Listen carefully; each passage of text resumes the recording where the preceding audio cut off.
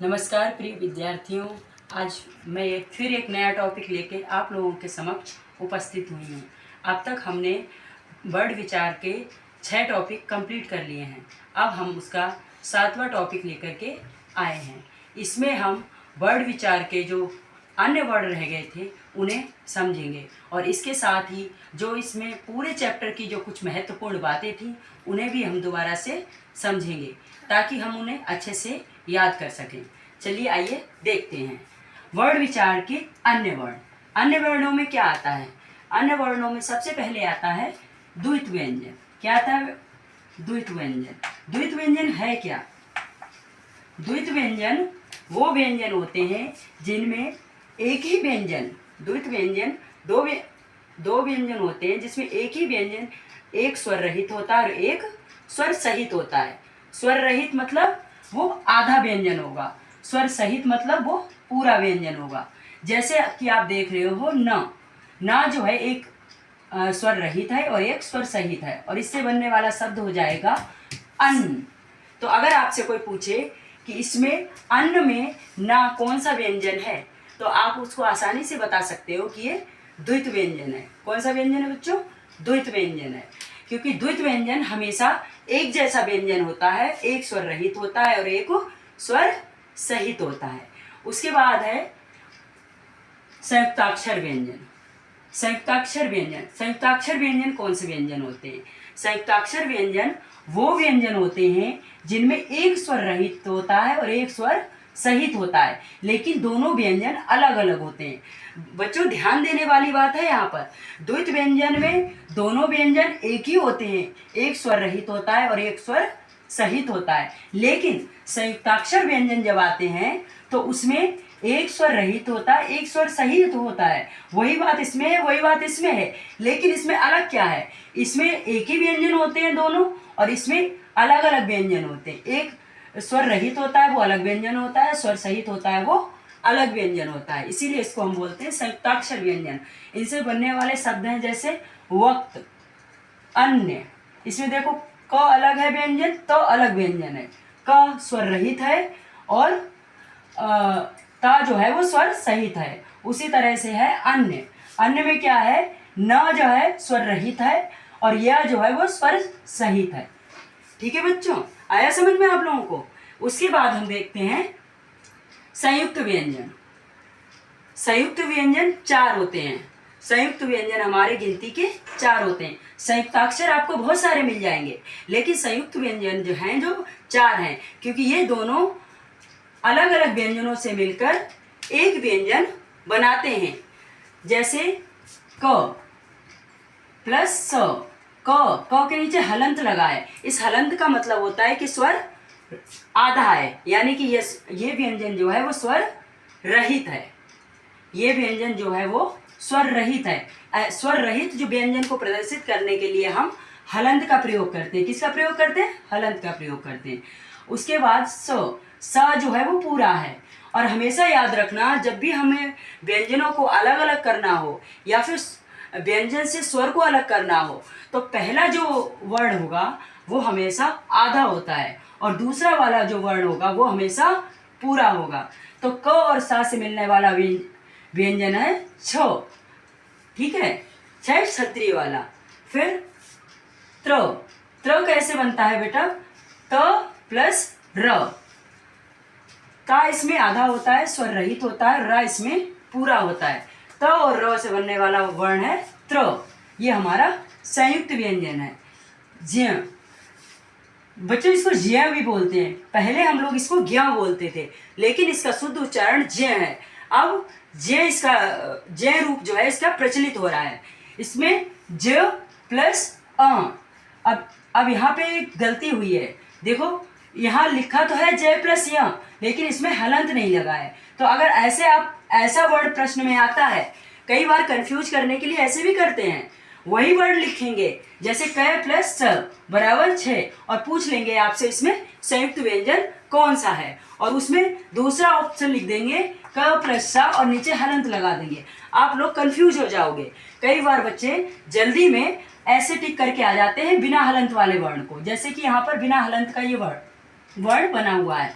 तो अगर ज्ञ का पूछेंगे संयुक्त क्या है, संयुक्त रूप क्या है, तो उसको ऐसे जय प्लस ए को टिक करके आ जाएंगे। तो ये गलती कभी मत करना। हमेशा ये देख लेना कि जब कोई भी वर्ण संयुक्त व्यंजन का है तो उससे आप पहला जो वर्ण है उस पर हलंत लगना आवश्यक है। जब उस पर हलंत लगा होगा तभी वो उसका सही है। ठीक है, फिर आपका त्र हो चुका था। अब आ जाते हैं स्र पे। स्र जो है वो स सलजम वाला और रे से मिलकर के बना है। स के नीचे हलंत स्वर रहित हो गया स और प्लस रे, स और रे से मिलकर बना है हमारा श्र। ये हमारे 4 संयुक्त व्यंजन है। कौन से व्यंजन है बच्चों? संयुक्त व्यंजन है।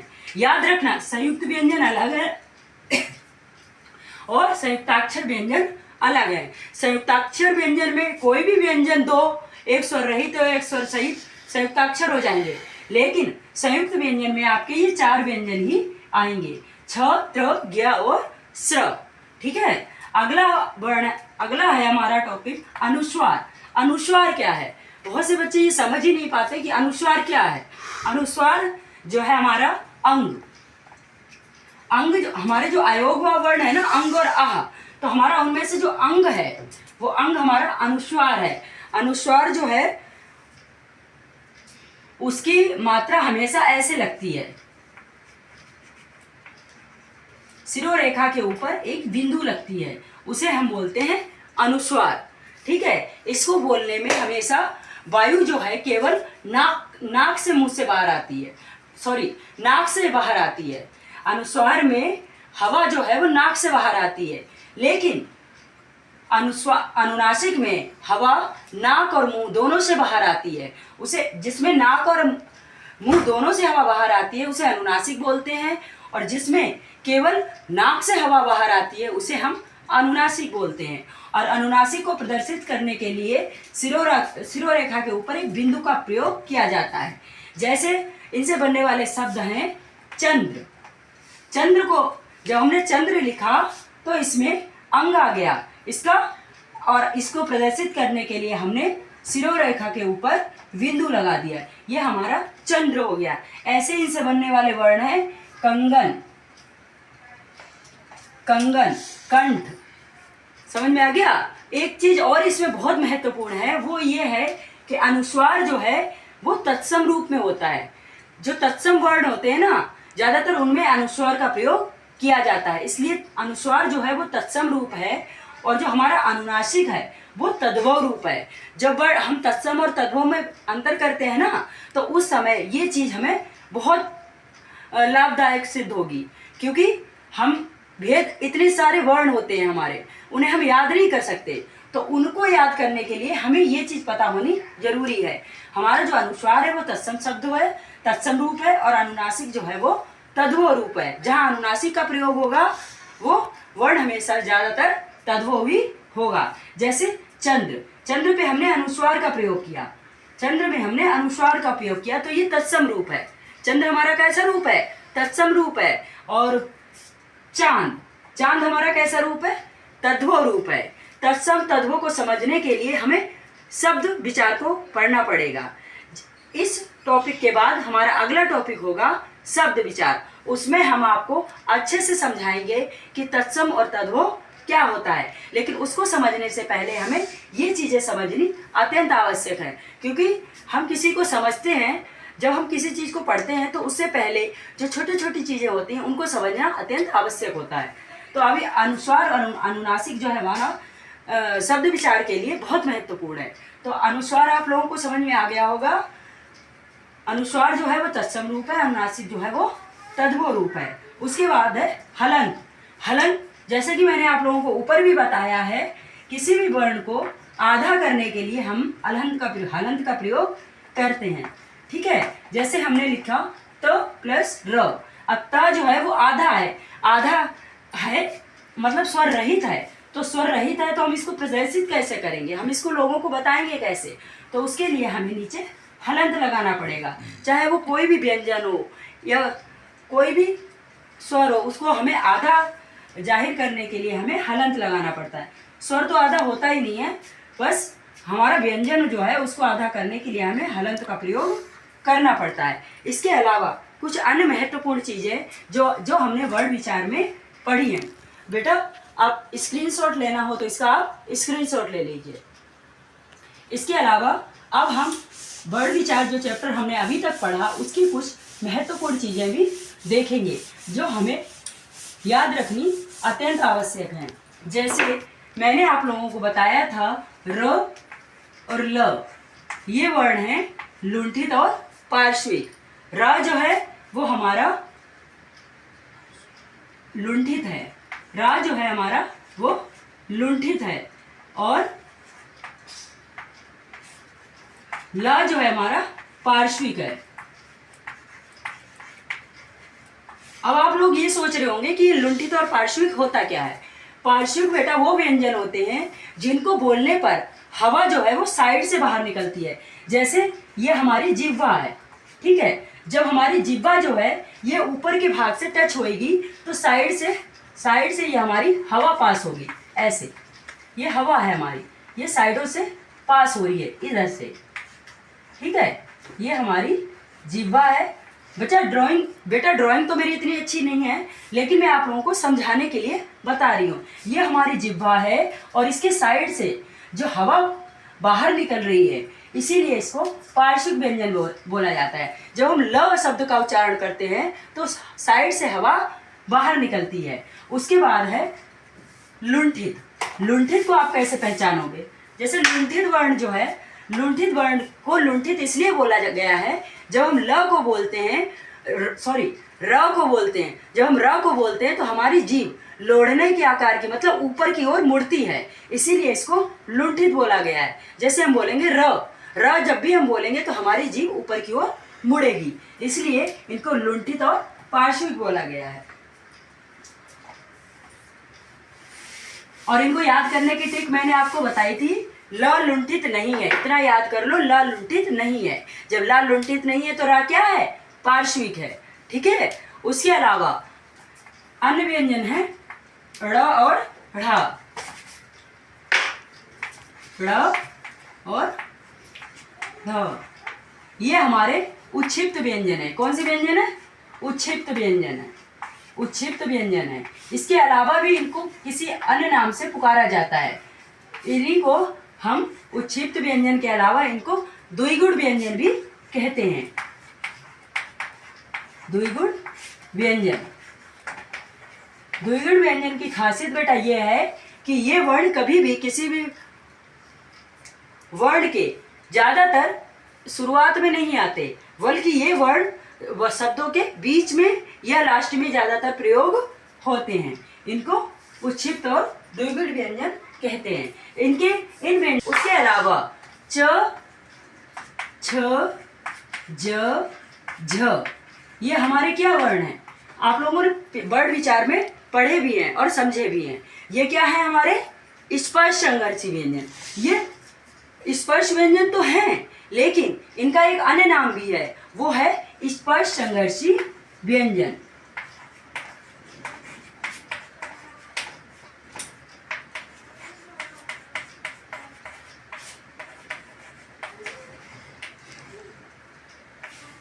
ये स्पर्श व्यंजन में तो आते ही हैं, लेकिन इनका एक दूसरा नाम है स्पर्श संघर्षी व्यंजन। उसके अलावा कुछ वर्ण और भी हमने बताए थे जो हमारे लिए अत्यंत महत्वपूर्ण थे, जैसे र, य और व। ये य और व जो है ये हमारे अर्ध स्वर हैं। क्या है? अर्ध स्वर। ये हमारे अर्ध स्वर हैं। इन्हीं अर्ध स्वर के नाम से जाना जाता है। आपकी परीक्षा में पूछ भी देंगे कि र, य और व कौन से व्यंजन है, और आपको ऑप्शन में दे देंगे अयोगवाह, अर्ध स्वर या कुछ और साथ में दे देंगे, तो आप कंफ्यूज हो जाओगे कि ये तो अयोगवाह भी है और अर्ध स्वर भी है, तो आपको कौन सा ऑप्शन लगाना होगा? तो आपको ऑप्शन लगाना होगा अर्ध स्वर। य और व पूर्ण रूप से अर्ध स्वर हैं। उसके बाद य, र, ल, व ये चारों अयोगवाह हैं। अगर यहाँ पर अर्ध स्वर ऑप्शन में आपको ना मिले और केवल अयोगवाह लिखा हो और 3-4 ऑप्शन हो, तो आप अयोगवाह टिक करोगे। लेकिन अयोगवाह और अर्ध स्वर दोनों ही ऑप्शन में हो तो आपको हमेशा अर्ध स्वर टिक करके आना है, ठीक है। उसके अलावा कुछ और वर्ड भी मैंने बताए थे।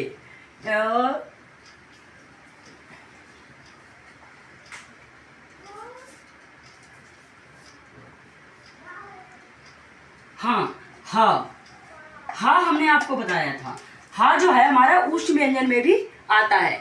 साथ ही हा, स, श, ह हमने आपको उष्ण व्यंजन बताए थे। ये चारों उष्ण व्यंजन है, लेकिन हा जो वर्ण है शुद्ध काकल्य वर्ण भी है।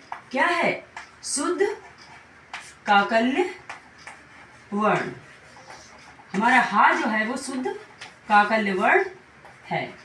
ठीक है, जिसको शुद्ध काकल्य वर्ण बोला जाता है। वही बात आ गई आपके पास। अगर प्रश्न आ जाए और ऑप्शन में आपको केवल हा दिया गया हो और ऑप्शन में आपको पूछ दिया जाए कि उष्ण व्यंजन है या शुद्ध काकल्य वर्ण, ठीक है, तो आपको उष्ण व्यंजन पे टिक ना कर शुद्ध काकल्य वर्ण पे टिक करके आना है, क्योंकि ये उष्ण व्यंजन तो है लेकिन सबसे पहले ये शुद्ध काकल्य वर्ण है।